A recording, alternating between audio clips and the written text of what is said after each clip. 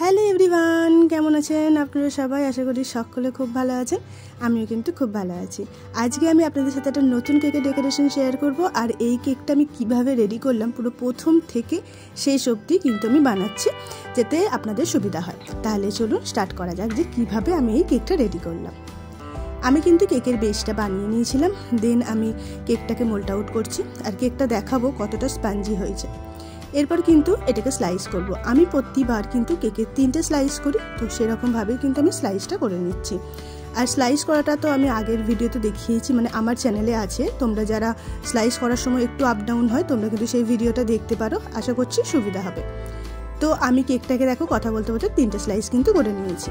এবার বলে দিই, কেকটা কিন্তু হবে পাইনাপেল ফ্লেভারের। এই যে ক্রিম আমি এখানে রেডি করে নিয়েছি, সাথে কিন্তু এই ক্রাশটা আমি অ্যাড করব, যেটা পাইনাপেল ফ্লেভার। তো এবার আমরা কিন্তু স্টার্ট করব কিভাবে আমি কেকটাকে রেডি করছি। সবার প্রথমে টার্ন টেবিলের মধ্যে একটু ক্রিম লাগিয়ে দিলাম, তারপরে আমি কিন্তু দিয়ে দিলাম কেকের একটা কেক স্লাইস। এবার সুগার সিরাপ, আমি এই ক্ষেত্রে কিন্তু খুবই কম সুগার দিয়ে কিন্তু সিরাপটা রেডি করি, যাতে না কেকটা ওভার সুইট হয়ে যায়। তো সেই জন্য আমি অল্প দিই, যাতে ব্যালেন্স থাকে। এরপর আমি এর মধ্যে দিয়ে দিলাম কিছুটা ক্রিম। আর আমার কাস্টমাররা বলে যে কিছু কিছু কাস্টমার যে একটু বেশি করে ক্রিমটা দিতে, তো আমি সেই জন্য কিন্তু একটু বেশি করে ক্রিমটা দিচ্ছি। আর যারা বলে কম ক্রিম দিতে, তাদের ক্ষেত্রে আমি কম ক্রিমই ইউজ করি। এরপর আমি দিয়ে দিচ্ছি কিন্তু এখানে পাইনাপেল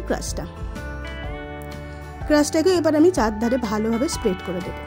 যেমনভাবে এই লেয়ারটা করলাম, ঠিক সেইভাবেই কিন্তু আমি পরপর লেয়ারগুলোকে করব। লেয়ারগুলো করতে করতেই বলি, তোমরা যারা আমার ভিডিও দেখছো, যদি আমার ভিডিও ভালো লেগে থাকে তাহলে প্লিজ আমার চ্যানেলটাকে কিন্তু সাবস্ক্রাইব করে দিও, আর একটু আমার ভিডিওগুলো শেয়ার করে দিও। আমি চাই যাতে তোমরা একটু বেশি করে শেয়ার করো, যাতে আমার চ্যানেলটা একটু রিচ হয়। তো তোমাদের যদি মনে হয় তাহলে কিন্তু একটু করে দিও। এই হলো সেকেন্ড লেয়ার, যেটার মধ্যেও কিন্তু আমি ক্রাশ দিচ্ছি। আর প্রত্যেকটা লেয়ারে ক্রাশ দিলে কিন্তু কেকটা খুব টেস্টি হয়। তোমরা যারা কেক বানাও তারা তো নিশ্চয়ই জানো, আর যারা বানাও না তাদের উদ্দেশ্যেই কিন্তু আমি বলে দিলাম। ওপরে লেয়ারটার মধ্যে যেহেতু ক্রিম কোট শেষে করব, সেজন্য আমি কিন্তু স্লাইসের মধ্যে একটুখানি ক্রাশ দিয়ে দিলাম। এরপর আমি কিন্তু ক্রাম কোট করছি। আর ক্রাম কোট তো কেকের জন্য খুবই ইম্পর্টেন্ট একটা পার্ট বলা যায়, কারণ এটা করলেই কিন্তু আর কোনো রকম ফিনিশিংয়ের সময় ক্রাম্প উঠে আসবে না। তো অল্প একটুখানি ক্রিম নিয়ে আমি কেকের 4-5টাতে লাগিয়ে দেবো, আর একটা স্ক্রাপার দিয়ে আমি সুন্দরভাবে এটাকে সমান করে দেবো, যাতে ক্রিম কোথাও যেন আপ ডাউন না থাকে। বাস, আমার মোটামুটি ক্রাম কোট কমপ্লিট। এরপর এটাকে আমি মোটামুটি 15 মিনিটের জন্য ফ্রিজে সেট হতে দিয়েছিলাম। দেন এবার আমি করছি ফাইনাল যে ফিনিশিং ক্রিম, তো সেটাকেই করছি, ফিনিশিংটা দেবো, তার জন্য আমি কিন্তু এখানে ক্রিম দিয়ে দিচ্ছি। তোমরা যারা এইভাবে প্যালেট নাইফ দিয়ে পারো না, তারা কিন্তু পাইপিং ব্যাগের মধ্যে ক্রিম ভরে করতে পারো। সেটা কিভাবে করবে সেটাও কিন্তু আমার চ্যানেলে আছে, তোমরা চাইলে দেখতে পারো। তো ওপরে আমি ক্রিম দিয়ে সবার প্রথমে ওপরটাকে ভালো করে ক্লিন করে নিলাম, এরপর সাইডটাকেও করে নিলাম। তারপরও আমি কিন্তু এখানে একটু স্ক্রাপার ইউজ করব, যাতে আরও ভালো স্মুথ হয়ে যায়। সেই জন্য স্ক্রাপারটা দিয়ে জাস্ট একটু রাউন্ডভাবে ঘুরিয়ে নিলাম। এবার এক্সট্রা ক্রিমটাকে কিন্তু আমি আবার টেনে টেনে ক্লিন করে নিচ্ছি।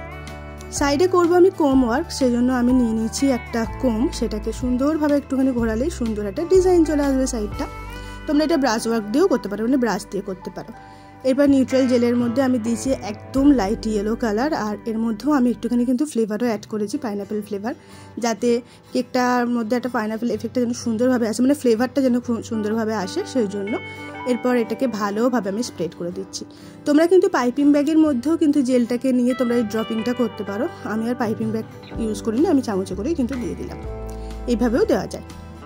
মোটামুটি আমার সুন্দরভাবে ড্রপিং হয়ে গেছে। এবার ড্রপিং হয়ে যাওয়ার পরেও কিন্তু আমি এটাকে 5 মিনিটের জন্য একটু সেট হতে দিয়েছিলাম। তোমরা চেষ্টা করবে 10-15 মিনিট দেওয়ার, তাহলে এই রোজগুলো বানাবার সময় কিন্তু কোনো রকম প্রবলেম হবে না। দেখো আমার একটু স্লিপ কাটছে, যেহেতু আমার তাড়াহুড়ো ছিল, তো আমি বেশিক্ষণ রাখতে পারিনি। মোটামুটি আমার তো ডান হয়ে গেছে ওপরের ডিজাইনটা। আর নিচে সেম নজল দিয়ে আমি একটা বর্ডার করে দিচ্ছি।